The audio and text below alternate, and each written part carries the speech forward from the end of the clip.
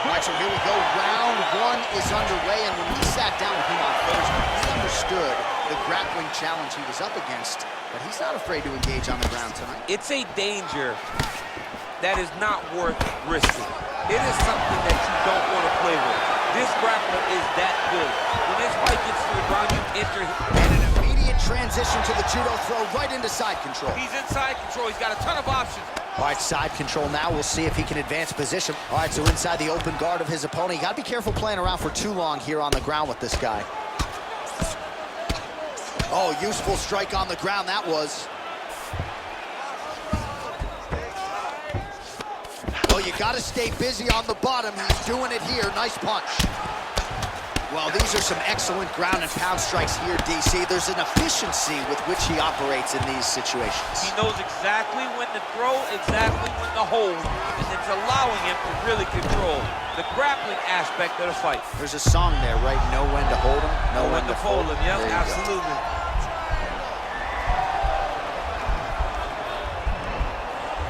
Watch triangle, watch triangle.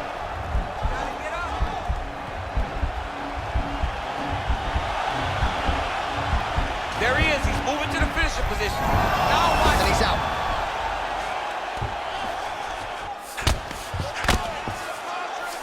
All right, he's trying to control posture here. Now trying to hip escape. He's just trying to move out of this position off the bottom. Strong bottom work here, staying busy. All right, feet on the hips here. Oh, he's got the ground and pound going now. All right, well, both fighters pretty comfortable on the ground, DC, but you got to be very careful hanging out here for too long if you're his opponent. So look at him jumping in to try to get the finish.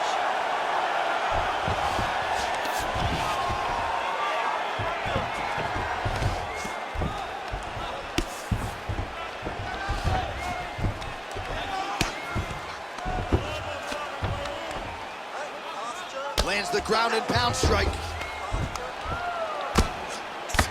Under a minute now to go.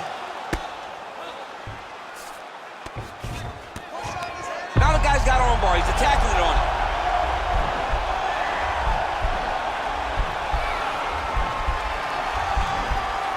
Gotta be careful, armbar.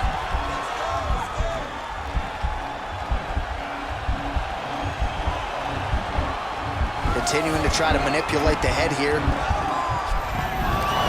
And he's out.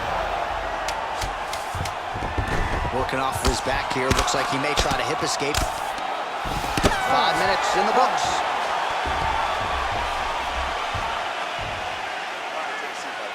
Great round. Listen to me. Breathe. Deep breath into that nose. Out to that mouth. All right. Perfect round. You need to go out there. All right, so the takedown's the big storyline in that previous round. Let's look back at some of the highlights, DC, and got to be pretty discouraging to get grounded that many times. He needs to push the arm to the side, get his head against the mat. Now watch, as he goes to the finish, watch his chest go to the mat. He goes flat, all weight to his opponent. Ready to fight? Ready. All right, here we go with round two. Nice strike. Very tricky when he throws that body kick. Now a takedown attempt. It is not there, and not a ton behind it. Oh, that's a beautiful kick right there. I don't know if you've ever been kicked by a mule. Probably feels something like that. It has to. This guy is landing his kick with so much force. And potentially a critical takedown here. Posturing up now. And careful playing on the ground with this guy. You don't want to mess around for too long. Crazy accuracy and efficiency with these ground and pound strikes here. And if you're the opponent, you got to intelligently defend or the referee's going to stop it. Got to defend, but you can see him now starting to gain posture. This is a terrible position.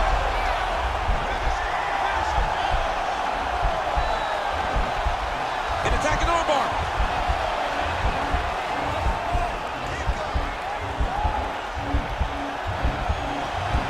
He should be defending right now. Nicely done.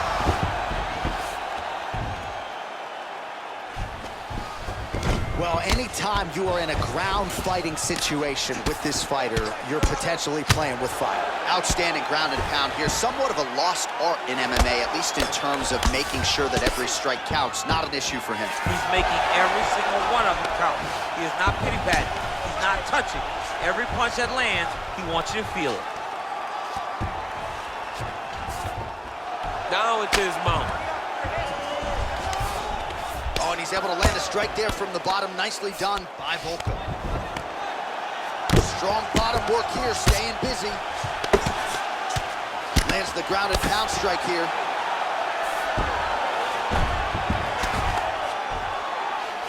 He jumps on a headlock. We call this in wrestling just a headlock. And if you're not careful, you can get stuck in an arm triangle. Arm triangle, arm triangle.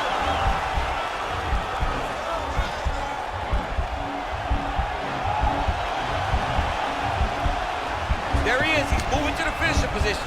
Now watch him go. And he's out. All right, he's very comfortable fighting off his back, DC. Now looks like he's trying to hip escape. Yeah, he's trying to hip escape or maybe look for a Kimura here. All right, so inside the open guard of his opponent. You got to be careful playing around for too long here on the ground with this guy. Oh, nice job here staying busy off of his back. Nice offense from the bottom. All right, so good ground and pound by him here. Certainly staying busy, and not just busy, but effective. You can just throw punches to keep the referee off of you. This guy is throwing punches to be effective, to throw damaging strikes. He's doing a fantastic job. All right, a lot of high-level striking action in that last round. Daniel, take us through it, if you would. Tit for tat. Who has the best chin? It seemed as though they were looking for that answer. Both guys took risk. What a fantastic round. Clinch this round. He has movement for those knees, those elbows. All of that is working. You ready to fight? Ready. Here we go, third round of this championship fight. Tackling that offering, DC, he is hurt. What a beautiful uppercut. It landed beautifully. Perfect placement on that shot. Now goes in and secures the takedown.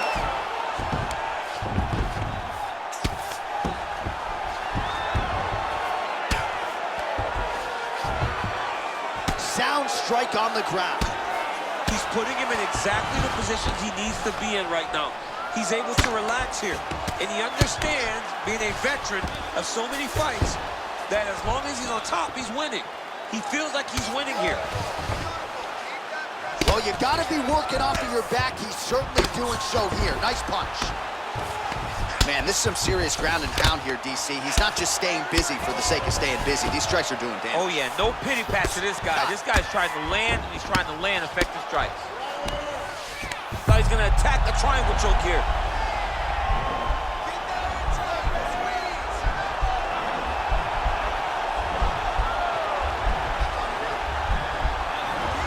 Watch triangle, watch triangle. All right, so he postures up, and he's out. Right now, it looks like he may be trying to set up an arm triangle choke. He needs to secure the left arm, push it across, and secure it with his head. Watch triangle, watch triangle.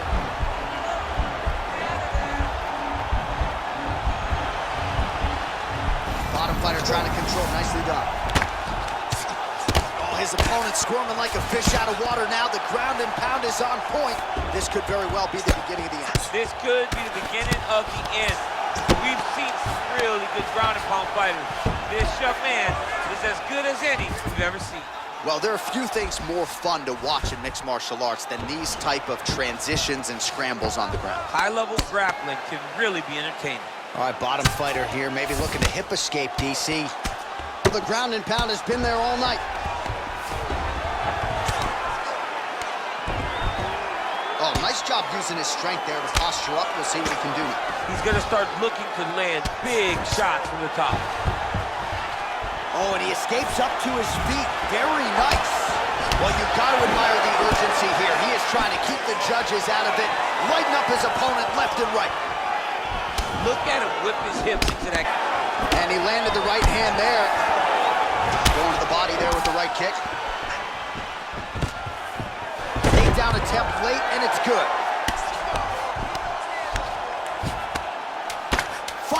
seconds of round 3. Oh, he postured up there, gained some valuable separation. And now the ground and pound starts. All right, a lot of tremendous striking action in that last round, DC. I know you don't have a telestrator, but take us through the recap. I mean, I would love to have my telestrator right now. That was a great display of high-level mixed martial arts striking. Both combatants stood toe-to-toe and let it all hang out. That was beautiful, man. Hurt. Should have put him away. He was hurt. He was ready for that final blow. All right. He's probably still hurt. All right, so here we go. You can feel the tension. 4th round is underway. We'll see who has the upper hand. You feel it inside of the arena. The fighters feel it inside of the octagon. It's palpable. The energy is crazy because you understand that in the next 10 minutes, someone's going to get a belt strapped around their waist. It's amazing. Side control now. I love watching this guy move on the ground. Another nice transition there. Such a high-level grappler. You don't see that very often. To pin his opponent's back down flat onto the mat. Look from the transition to an arm triangle to try to chase the finish. Watch triangle, watch triangle.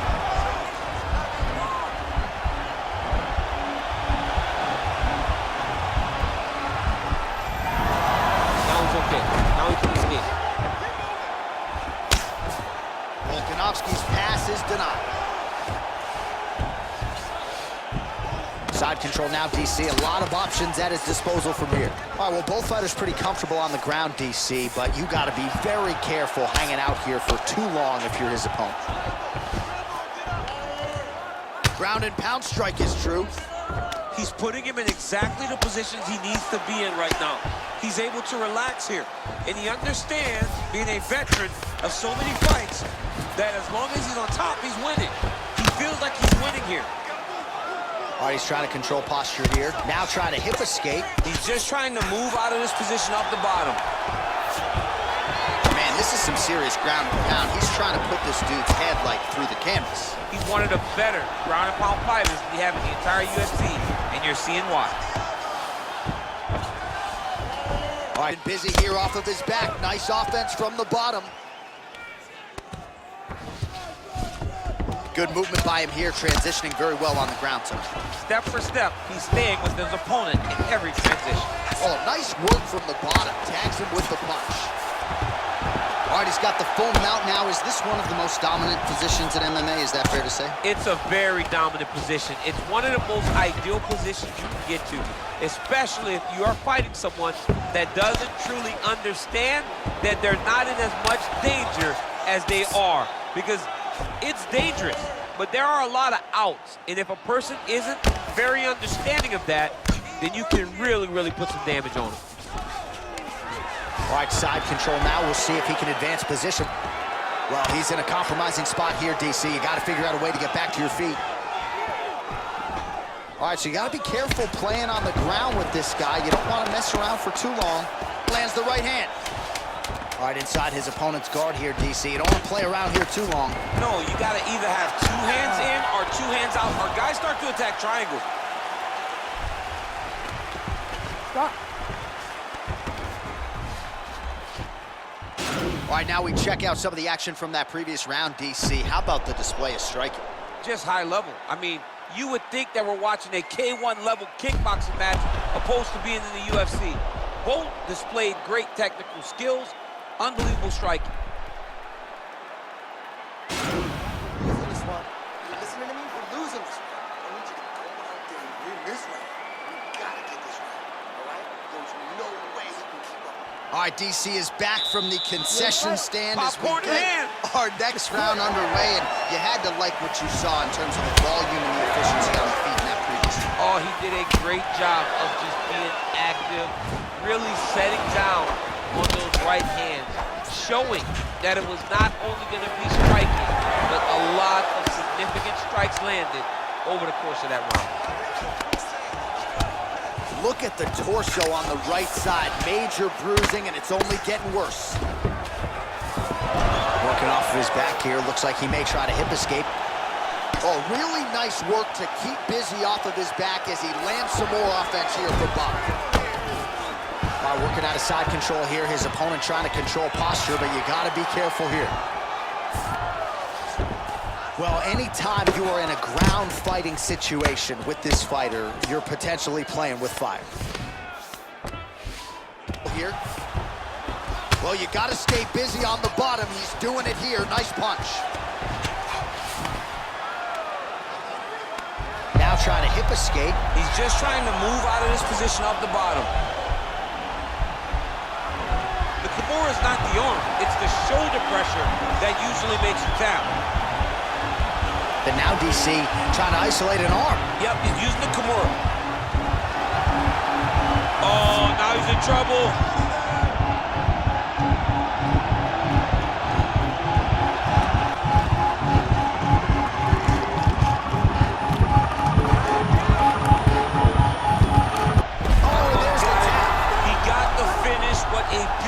Kimura finish by this great fighter. And I don't care how high your threshold is for pain. When you're in that compromised state, better to tap and fight another day. It's so crazy because people think the pressure's on your arm. It's all your shoulder. When somebody has a really good Kimura, it feels like they're going to break your shoulder. That's why you have to tap. All right, so a wild round and a wild sequence there on the ground, DC. Talk us through the highlight. He's such a phenomenal grappler. I don't understand how people don't know that this guy wants to submit you. He is the best grappler, best submission specialist we've seen in a long time.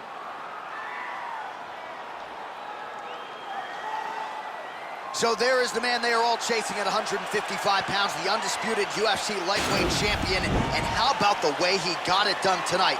A spectacular submission to finish the job. Ladies and gentlemen, referee Herb Dean is going to stop to this contest at 2 minutes, 46 seconds of round number 5. Declaring the winner by tap out and still the undisputed UFC lightweight champion of the world is Makhachev. All right, so there he is, and still UFC lightweight champion at 155 pounds. That's saying something, right? A murderer's row of contenders, and the #1 contender, no match for the champion. For a long time, we talked about 155 as the toughest division in